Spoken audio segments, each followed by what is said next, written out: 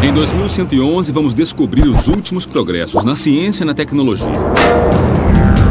Vamos lá? Veremos como a vida será dentro de um século. É realmente incrível. Será que a ciência poderá criar uma raça nova de super-humanos? Iremos de férias para o espaço? Nossa! E os robôs irão nos ajudar com as tarefas cotidianas? Ou algum dia terão o controle da Terra? Meu nome é Idze Dukiewicz e convido você para ver comigo a 2111.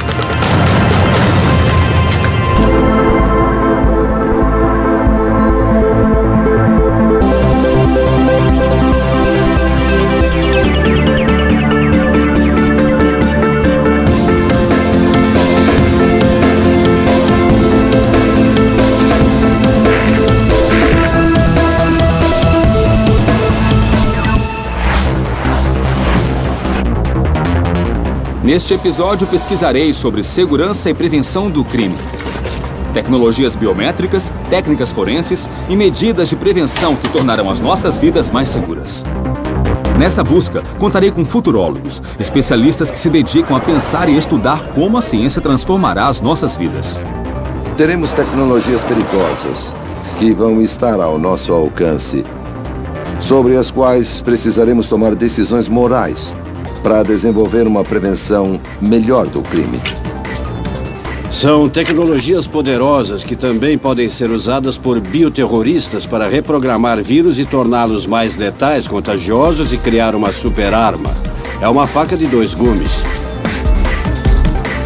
Na verdade, eu não acredito que o mundo esteja menos seguro, e sim o contrário. Mas o que está em jogo é uma coisa cada vez maior. Hoje, a melhor proteção que a polícia pode ter é seu colete à prova de balas. Feito com um dos materiais mais resistentes que o homem conhece, chamado Kevlar. O Kevlar é uma fibra sintética 5 vezes mais forte que o aço, desenvolvida no fim dos anos 60. Ao sair da arma, a bala atinge cerca de 500 km por segundo. Quando um projétil se choca no colete de Kevlar, o material é feito para receber e dissipar a energia do impacto, assegurando que a bala não cause ferimento. Infelizmente, apenas isso não basta. Embora o colete aumente as chances de sobrevivência, a bala ainda pode causar enormes danos internos. Por sorte, um pesquisador em Utah está desenvolvendo um material mais eficiente e mais resistente, e que vem da natureza: a teia de aranha. Nesta viagem rumo ao futuro da ciência e da tecnologia, conhecerei 2 heróis bem peculiares que ajudarão em nossa proteção pessoal e na luta contra o crime. São eles, uma cabra e uma aranha.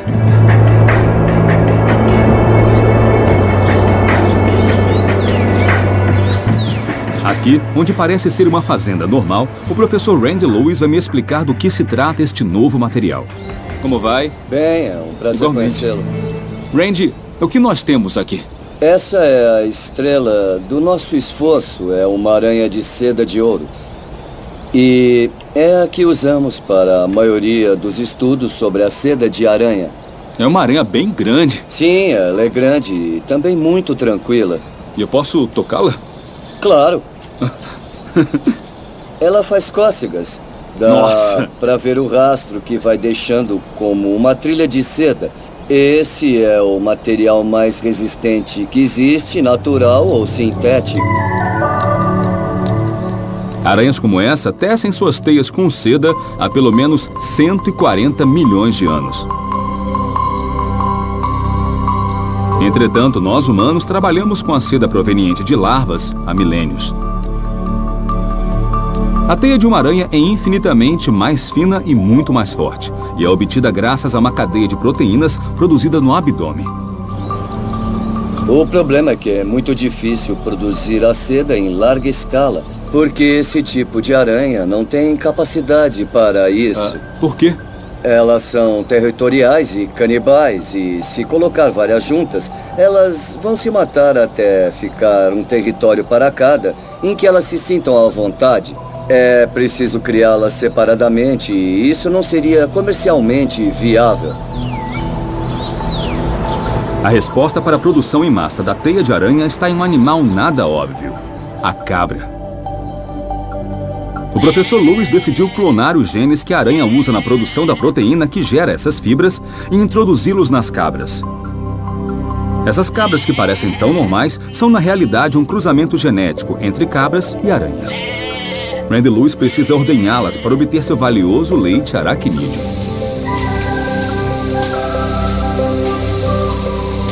Esse é o leite que tiramos das cabras. Como pode ver, parece leite comum. Ele não tem nada de diferente, exceto a proteína extra de aranha que contém.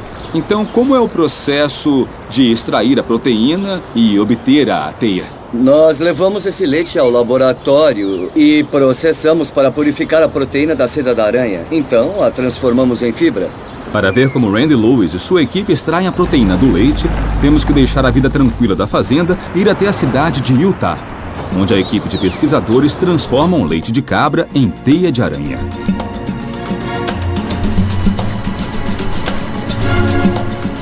E o que temos aqui, Randy? Esse é o passo mais importante. Assim que purificamos a proteína do leite, nós a redissolvemos e começamos a afiar as fibras.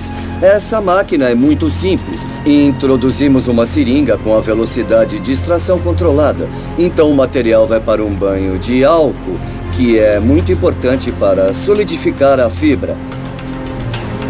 Aí ela é esticada e se torna 10 vezes mais forte e 20 vezes mais flexível ao passar pela água. Depois ela vem para cá e é enrolada. Então dá para ver o material ser enrolado, certo? Nesse processo conseguimos cerca de 50 metros de material, obtidos com 0,15 milímetros de solução. Então, se quisermos, podemos multiplicar o processo usando uma seringa maior. Da mesma forma, podemos fiar até 10 mil metros de seda de aranha. Então essa é a sua aranha mecânica? É, nossa aranha mecânica. Uma boa descrição. Aqui fazemos o teste mecânico. Essa máquina estica o material, mede a força necessária para isso e o quanto ele aguenta. E ali nós podemos ver a curva. Então é aqui que comprovamos que isso é mais forte que o Kevlar? Exato, ou mais elástico que o nylon. Se você observar a seda de aranha, vai ver que as fibras são bem finas, só 1/5 da espessura do cabelo humano. Nos testes de laboratório, comparamos com algo de tamanho similar. A forma mais simples de entender a resistência da seda é pensar em um cabo de 2,5 cm de diâmetro, que é capaz de parar um Boeing que aterriza sobre um porta-aviões.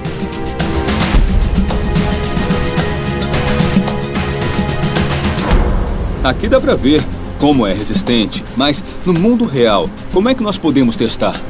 Nós temos uma série de materiais nos quais podemos atirar com um rifle calibre 22. É mesmo? Podemos voltar à fazenda para fazer alguns testes, tá bem? Tá, então vamos lá. Certo. Legal.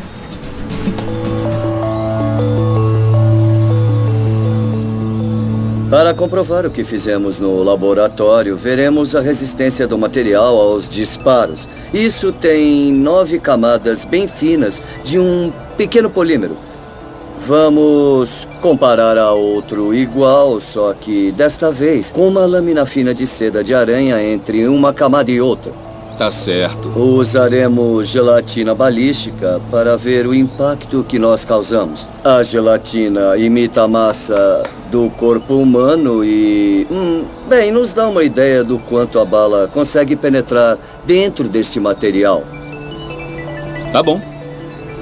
Então, vamos ver. Tá bem. Nessa imagem é possível vermos o disparo. A bala atravessa o material e entra na gelatina. O que aconteceu, Randy? Aqui nós vemos que a bala perfurou a gelatina e ficou cerca de 2 centímetros da base. Então ela penetrou e avançou em torno de 10 centímetros e ficou lá dentro.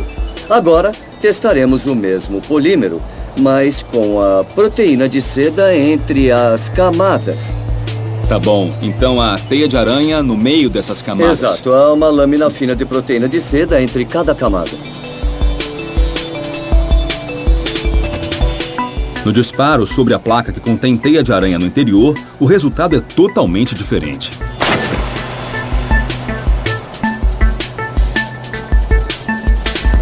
Podemos ver que a bala ricocheteou sobre a lâmina de seda. Nossa! É incrível! Então, se a bala não está aqui e ela ricocheteou, deve estar caída no chão, né? Sim, ela deve estar por aqui. Nossa! Opa, olha lá. Achou?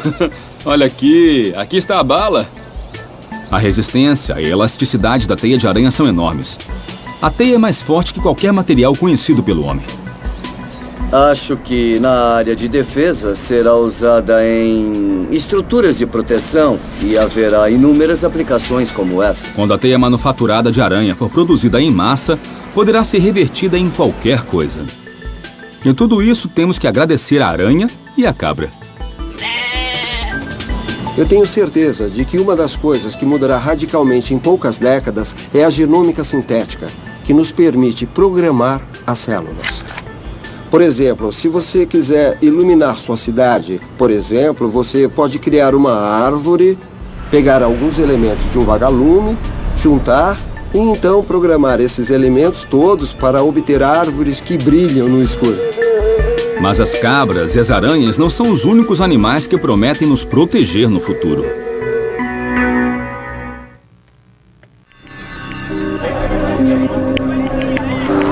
A modificação genética para produzir teia de aranha pode até ser a melhor forma de proteger os nossos corpos. Mas controlar o crime vai além da segurança pessoal. Sistemas de raio-x, scanners, detectores de metal e cães farejadores já estão a serviço da identificação de ameaças contra a segurança pública. O melhor amigo do homem não é o único animal com extraordinário sentido olfativo. Cientistas numa pequena cidade da Inglaterra trabalham numa união peculiar de tecnologia e biologia.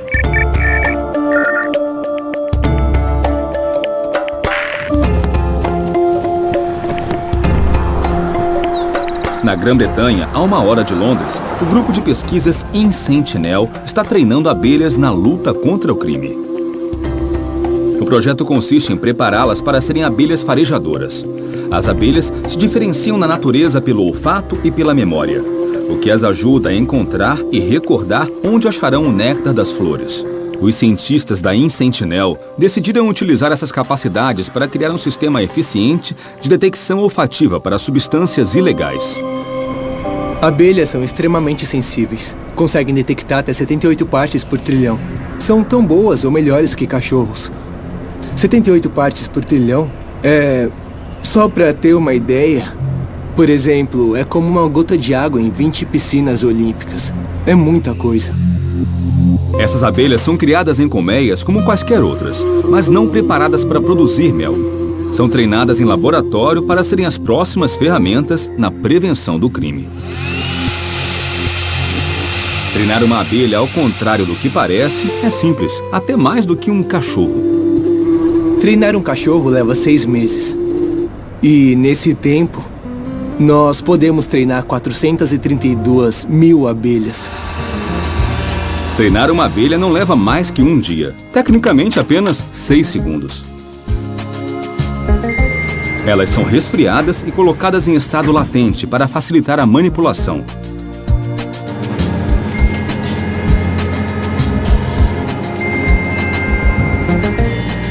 Em seguida, vão para pequenas cápsulas. E já estão prontas para começar o treinamento. Então, elas cheiram a substância que devem reconhecer e são recompensadas com água adoçada. Usamos o clássico reflexo condicionado de Pavlov. Ensinamos as abelhas a associar o cheiro da droga ou explosivos com a recompensa de água adoçada. E diante da evidência, elas vão lembrar. A abelha expor a língua é a reação que buscamos. Usamos o reflexo de extensão da probóscide. Toda vez que são expostas a explosivos, colocam a língua para fora, antecipando o alimento. e podemos medir essa resposta. O que poderia ter sido apenas um experimento sobre o comportamento dos insetos se transformou num mecanismo de controle da segurança. Para isso, foi preciso desenvolver um dispositivo eletrônico que registra a reação das abelhas perante a substância para a qual foram treinadas. Na verdade, a solução que encontramos foi fazer um recipiente que contém fotodiodo. Então, usamos um pequeno detector infravermelho. Quando a abelha expõe a língua, o raio é interrompido, indicando que houve uma resposta. Mas abelhas não trabalham sozinhas se pensarmos em cada uma preparada para detectar apenas um cheiro. Temos mais de uma abelha no detector para poder diferenciar entre diferentes tipos de drogas e explosivos. São 6 cartuchos com 6 abelhas no detector. Um é sempre para controle, para garantir que não é uma resposta automática.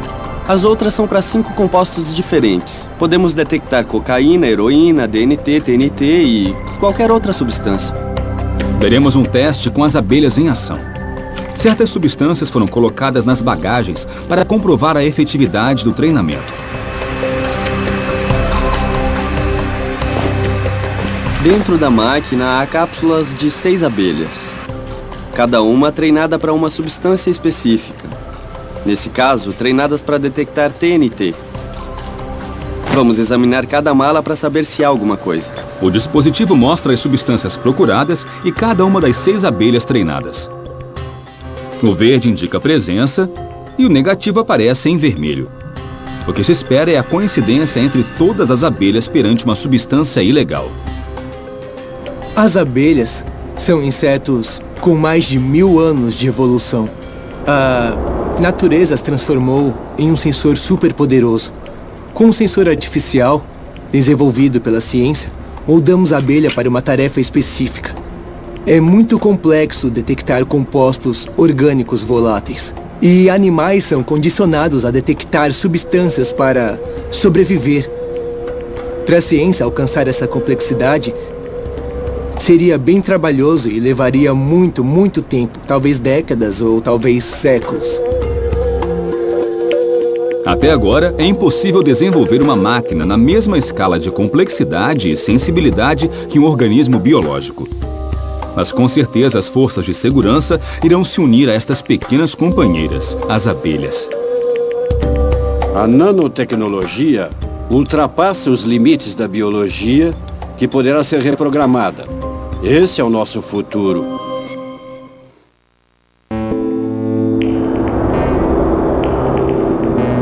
No futuro, nossas fronteiras estarão mais protegidas graças a sistemas que combinam novas tecnologias com as maiores virtudes da natureza.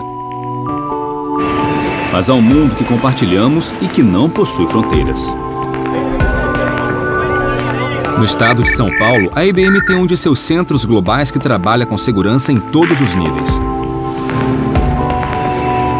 1/3 da população mundial está conectada à internet. E no futuro, a internet será fundamental em nossa vida, além do principal canal de comunicação. Ao conectar sistemas, pessoas e objetos, se obtém grandes benefícios, mas também surgem riscos. Todos os principais exércitos do mundo estão preocupados com essa, nós poderíamos chamar, guerra cibernética e começando a tomar medidas preventivas. A IBM já dá uma atenção especial à garantia de segurança em nuvem. A computação em nuvem já é bastante usada e muitas vezes as pessoas nem sabem que estão usando. É a utilização de tecnologias, nós chamamos em ambiente também virtualizado, ou seja, onde eu não preciso ver o equipamento físico. As empresas usam computação em nuvem basicamente para reduzir custos e também para criar coisas inovadoras. Nós vemos que o ambiente de nuvem é muito mais seguro. Ele dispõe de centenas de especialistas em segurança que controlam e monitoram o ambiente. Enquanto aquela pequena empresa no seu data center, escondido num canto, não tem segurança, não tem troca de senhas e muitas vezes nem aplica as correções que o fornecedor do software propõe para ele. O engenheiro Marco Laurea explica como funciona uma das últimas novidades. Um sistema que detecta uma ação criminosa antes que aconteça, o que até então era impossível. Alguns crimes, eles acontecem mais em determinados horários, ou acontecem mais quando está calor do que quando está chovendo, ou correlacioná-los com eventos, por exemplo, a saída de um jogo de futebol. Você cruza essas possibilidades e isso permite à polícia alocar recursos de acordo com essa maior incidência. Levaria centenas de anos para você poder cruzar todas essas variáveis em centenas de milhares de registros de movimentação bancária, de ligações telefônicas. Então, a tecnologia ela é fundamental para auxiliar o investigador para poder fazer essas análises. Nós estamos vendo aqui a Carla, ela está fazendo um empréstimo bancário, um pedido de empréstimo bancário que vai ser aprovado pela Josefa. E um analista de fraude detetou uma possível fraude, recebeu um alerta do software de uma possível fraude e descobriu uma relação de uma terceira pessoa, Jonas, que tem o mesmo endereço da Carla e o mesmo telefone da Josefa. O analista, avaliando essas informações, descobre também que o Jonas é dono de uma empresa que está em processo de falência. A IBM identificou a importância de integração de suas tecnologias com sistemas de monitoramento. Esse é um dos casos em que a tecnologia substitui o ser humano com eficiência. Sabe-se que um operador, olhando 2 monitores por 22 minutos, perde-se 95% de concentração. Com a vigilância inteligente, nós temos garantia de que ele possa ser mais eficiente. Onde eu tenho alertas e consigo ter uma resposta mais rápida. A técnica de identificação é a biometria facial, o reconhecimento de rostos cruzado com uma base de dados. O mais interessante desse sistema é que ele monitora as pessoas sem que elas solicitem nada, nem se deem conta. E como a locomoção no cotidiano se dá a pé ou por meio de transporte, o sistema de vigilância vai além e engloba um programa de leitura de placas de automóveis. A leitura de placas de automóveis, através de uma imagem, ela faz o reconhecimento óptico de caracteres, OCR, para poder transformar letras e números em um arquivo texto. Ela é composta de 3 componentes. Uma câmera posicionada numa altura que eu consigo ler as placas dos automóveis, um software que consegue transformar a imagem em um arquivo texto, e um banco de dados onde tenho uma lista negra ou as últimas leituras que eu fiz dentro dos automóveis. A Química Amparo, localizada na cidade de mesmo nome, recorreu à IBM para implantar um sistema completo de segurança.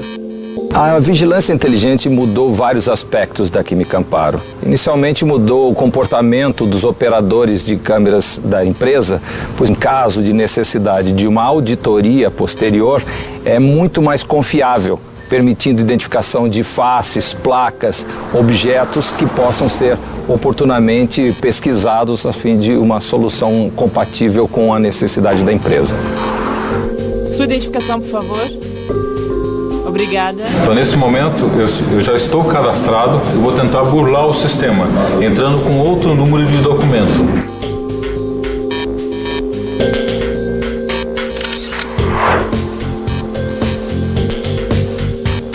Uma vez que eu entrei o documento, ela digitou o CPF, está dando restrição de acesso. Eu estou não autorizado a entrar na empresa.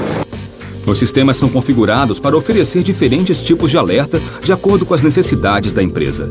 Verificamos que o usuário está andando dentro do espaço mais do que o permitido, que pode ser um suspeito dentro da minha fábrica, está configurado para 8 segundos e ele foi alarmado automaticamente sem a necessidade do operador ficar controlando. Cada vez mais nós vamos ver dentro do futuro uma integração de sistemas, não somente uma câmera com um único objetivo, mas integrando e dando alertas e eficiências maior ao sistema. No mundo do futuro, o real e o virtual irão se unir para uma segurança garantida. Será uma evolução. Pensem na inteligência artificial como preditiva. Poderemos prever um crime, prevenir antes que o delito seja cometido, prevenir antes que roubem um banco ou que alguém seja ferido, incorporar a tecnologia de drones, de vídeos e também de ecolocalização. Vai resultar em um mundo completamente diferente. Vivemos em um mundo interconectado. Estar conectado já faz parte da nossa vida, mas será ainda mais. A nuvem é o espaço de armazenamento que possibilita a pessoas e empresas não se preocuparem com o local onde guardar suas informações virtuais. Para garantir que a nuvem seja segura, os softwares não podem ser vulneráveis. Para prevenir esses riscos, a IBM criou o X-Force, uma divisão que analisa constantemente as ameaças da rede. O X-Force conta com uma base de 60 mil brechas de segurança. Esse sistema mantém a base atualizada com um programa de verificação global e barreiras para spams internacionais.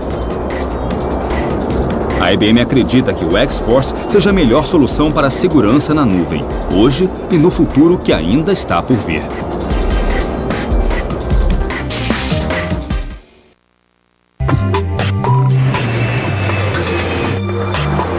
Minha viagem para investigar as tecnologias que deixarão nossas vidas mais seguras no futuro continua nos Estados Unidos.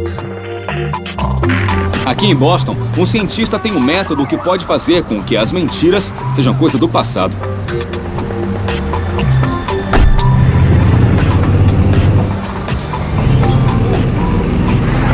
O Dr. Stephen Laken afirma que mentiras podem ser diagnosticadas como doenças. Não no sentido patológico, mas graças a análises médicas. Baseado nessas premissas, ele criou um detector de mentiras com 97% de efetividade comprovada. Através da imagem por ressonância magnética, mentiras podem ser detectadas. Mais de 50 publicações na literatura científica demonstram que quando as pessoas mentem, há mais atividade cerebral do que ao dizerem a verdade. Então, é mais difícil mentir do que dizer a verdade. É necessário controle para suprimir a resposta honesta, transmitir algo falso e ainda ser convincente. Vemos que áreas bem específicas do cérebro são mais ativadas quando alguém mente do que quando ela está dizendo a verdade. O detector de mentiras, conhecido popularmente, analisa o medo ou o estresse, mede reações corporais, frequência cardíaca, pressão arterial, frequência respiratória e transpiração. Também é possível medir a dilatação das pupilas de pessoas interrogadas, respostas físicas a estímulos emocionais. Mas as emoções podem ser fingidas. Ao perguntar se consigo controlar as respostas ao estresse, é claro que sim. Eu poderia pôr um alfinete em meu sapato, pressioná-lo e poderia morder a minha língua e controlar a respiração, fazer muitas coisas que podem mudar as respostas ao estresse, mas eu não posso fazer nada que mude a minha resposta cerebral. E nesse caso, pela primeira vez, estamos vendo a resposta neural, o que acontece no cérebro e como ele reage quando a pessoa responde às perguntas, sendo sincera ou não. Verei se podem mesmo entrar na minha mente. Vou enfrentar o novo detector de mentiras. Agora vem a parte da mentira. Tenho que escolher entre isso ou isso e depois negar que eu peguei um dos dois. Vou pegar o relógio e mentir sobre ele. Essas são as perguntas que você vai ver no monitor. Algumas são o que chamamos de perguntas neutras. Não apontam emoções. São coisas bem diretas. Outras perguntas são o que chamamos de controle e são as que talvez indiquem algo de resposta emocional, como você já fez alguma coisa imoral, alguma vez você mentiu a um ente querido. São coisas que a maioria de nós já fez, mas não temos orgulho de admitir, sabe? Pode ver as perguntas sobre o anel e o relógio. Você pegou a aliança, a sua resposta vai ser... Não. Não. E pegou o relógio, a sua resposta vai ser... Não. As perguntas são simples, respondidas com um sim ou um não. Elas vão aparecer numa tela à minha frente e eu responderei usando um aparelho. Com o indicador respondo sim e com o dedo médio, não. Será que as mentiras vão aparecer? Em poucos segundos, ouvirá a máquina se preparando. Depois, vai ficar em silêncio por alguns minutos e começará a sequência de perguntas, ok?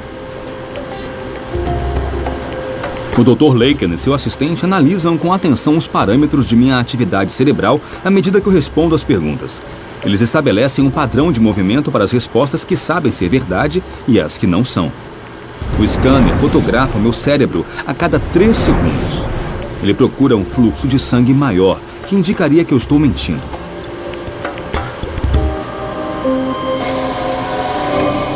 O teste acaba. Chegou o momento da verdade, mas agora para o novo detector de mentiras. Essas são todas as perguntas que fizeram sobre o anel, sobre o relógio, as neutras, as de controle e essa grande lista aqui mostra o resto das perguntas, certo?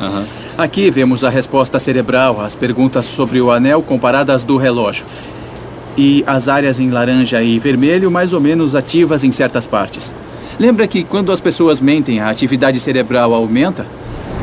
Isso mostra que houve bem mais atividade nas perguntas do relógio do que nas do anel. E ao escanear isso, ao observar a parte superior e inferior, pode ver que há mais atividade relacionada ao relógio do que a do anel. E quando olhamos para isso, podemos dizer que sabe do relógio e que está mentindo sobre ele. Então, diria que eu peguei o relógio. Diria que pegou o relógio. Eu sou um péssimo mentiroso. Tá aqui o relógio. Parabéns. Obrigado. Para o Dr. Lacan, um futuro mais justo nos aguarda se formos capazes de detectar mentiras. E a evolução do novo detector tem tudo para ir além. Esse tipo de imagem cerebral prediz se alguém pode ter determinado comportamento no futuro ou não. E também assusta pensar que uma pessoa pode ser escaneada. E com isso mostrar que é propensa a realizar uma ação no futuro. Esse tipo de tecnologia é possível. No futuro poderemos investigar o cérebro de alguém, ver as conexões e os padrões de informação armazenados no córtex cerebral, ver as ideias que tem, as lembranças, toda a personalidade. Acho que é uma tecnologia perigosa. A capacidade de nossa mente de se autoassediar ou coisa assim, eu acho que é o que resta do último bastião da privacidade.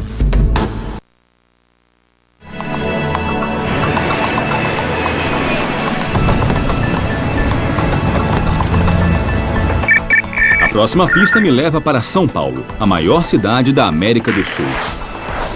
Desde 2011, as forças de segurança incorporam uma nova ferramenta contra o crime.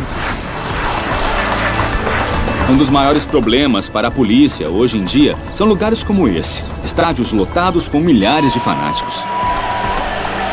O Brasil é um país que se prepara para 2 grandes eventos esportivos e a chegada de muita gente. Por isso, profissionais da segurança e cientistas locais desenvolvem dispositivos com tecnologia não letal. Aqui no Brasil estamos nos preparando para receber pessoas do mundo todo para a Copa do Mundo de Futebol e também para as Olimpíadas. São pessoas que vêm participar de uma festa. A ideia é deter assaltantes sem machucar ninguém e que a polícia atue sem disparar um tiro. A tecnologia se encarrega de oferecer ferramentas e armas para nos defendermos e sem causar nenhum dano. A evolução das armas não letais, eu acho que isso é inevitável. Toda a tecnologia que alcançamos com materiais novos, a nanociência e a neurociência, não deve ser invasiva, mas servir de controle. Nós estamos nos preparando nessa área de tecnologia não letal, desenvolvendo produtos para atender as pessoas do mundo todo, ou seja, um produto multicultural, que possa ser utilizado em qualquer tipo de ambiente, sem causar danos para essas pessoas, né? E esse produto, ou produtos dessa natureza, que são novos, para conter apenas o agressor e deixar com que o restante do público participe da festa, do evento, é muito importante. No Brasil, as armas não letais são desde o cachorro, que é utilizado pela polícia, armas de choque, spray de pimenta, bala de borracha, espargidores de gás lacrimogêneo também. São armas mais comuns utilizadas no Brasil.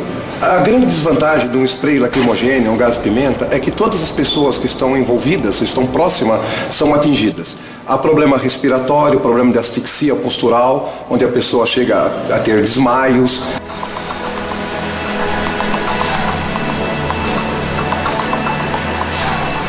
Após 5 anos, esta empresa brasileira desenvolveu e lançou no mercado um spray único no mundo que permite incapacitar agressores e ainda deixá-los marcados por 48 horas.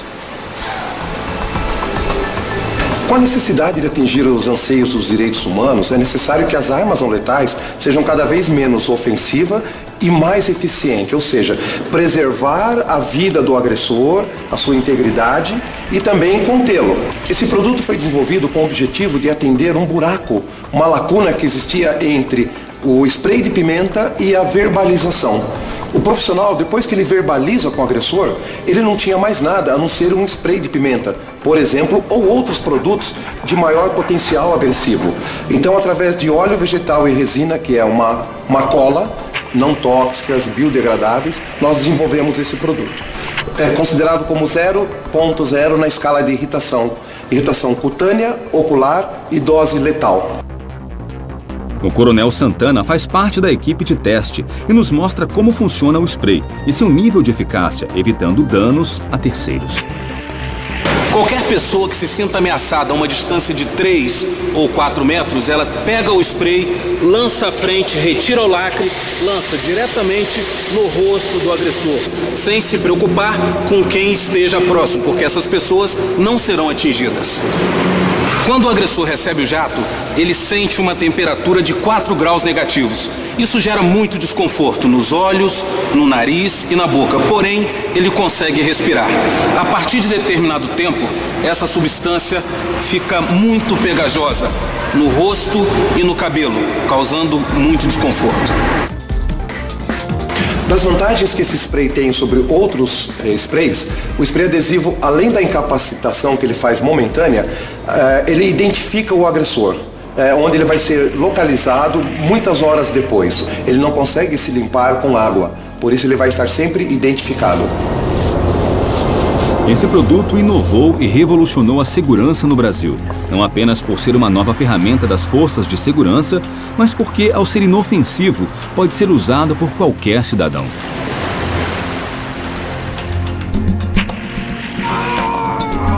No Brasil, as armas não letais são utilizadas por profissionais de segurança pública ou privada, as polícias. No Brasil, uma pessoa comum não pode adquirir armas não letais. Esse produto foi desenvolvido para qualquer tipo de pessoa. Seja um idoso, seja um policial, uma pessoa comum pode usar esse produto. Ele vai conseguir o efeito de imobilizar essas pessoas temporariamente e poderá sair do local.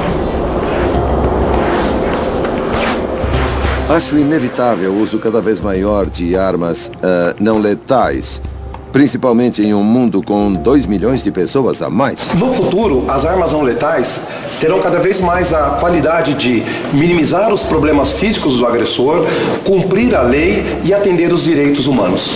Esse é o nosso objetivo. Coisas simples, como os sons agudos ou aqueles cheiros repugnantes, acabarão sendo usados na guerra, no lugar de balas. Sei que parece ficção científica, mas acredito em um futuro assim, e a importância disso seria poder acabar com uma guerra em um instante.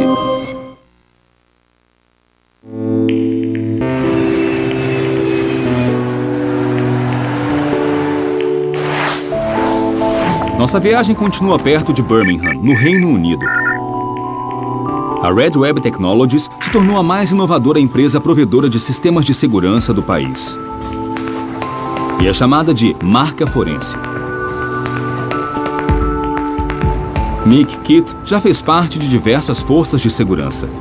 E hoje é chefe de projeto dessa empresa que desenvolveu uma ferramenta de última geração para solucionar o maior problema com o qual se deparam os sistemas judiciais e as forças de segurança no mundo todo. O mais difícil para prender um criminoso é associá-lo à cena do crime ou incidente. É o mais difícil porque o delinquente sempre nega a participação no delito.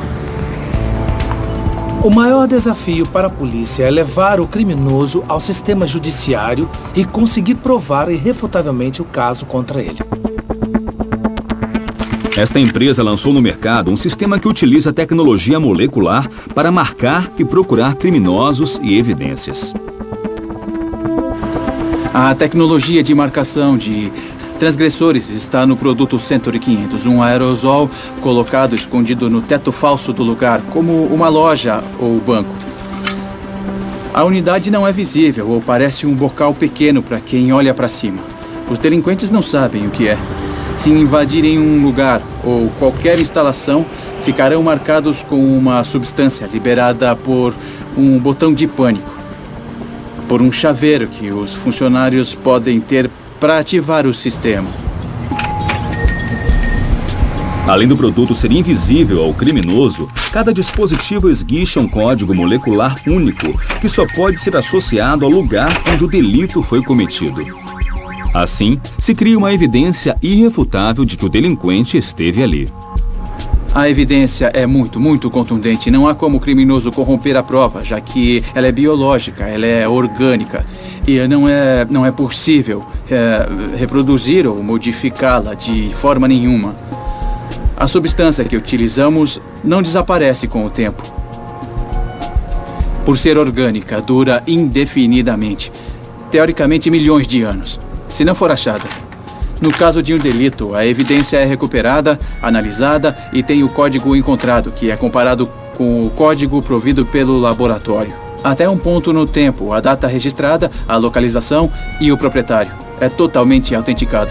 A polícia pode afirmar que alguém esteve na cena do crime, porque terá uma marca química na roupa, na pele ou no que tiver tocado. Vinculamos o criminoso com a cena do crime. Essa é a essência da tecnologia de detecção forense. Há trilhões de códigos únicos, o que torna essa tecnologia de detecção extremamente efetiva, superando as impressões digitais e ainda individualizando o DNA humano. Se a polícia tem uma ferramenta que permite associar imediatamente o delinquente à cena do crime, quimicamente e de modo forense, nós ajudamos a todos aqueles que estão do lado certo da lei. O produto foi testado no tribunal em ocasiões em que os criminosos negaram e depois foram condenados.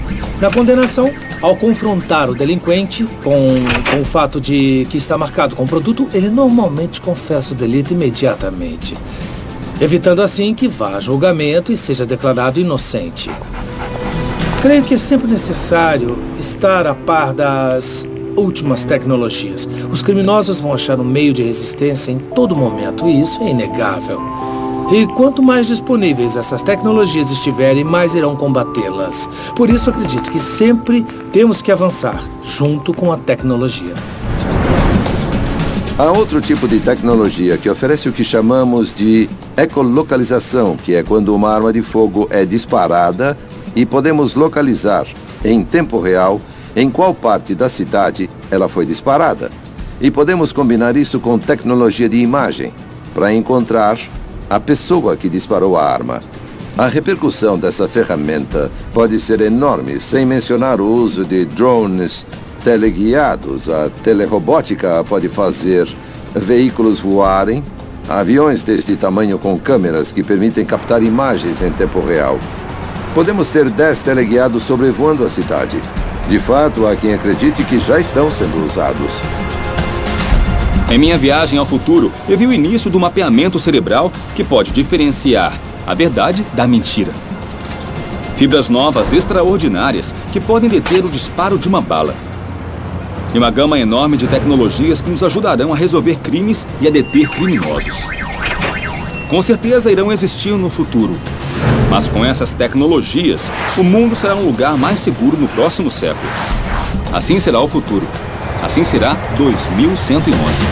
Versão brasileira, Tempo Filmes, São Paulo.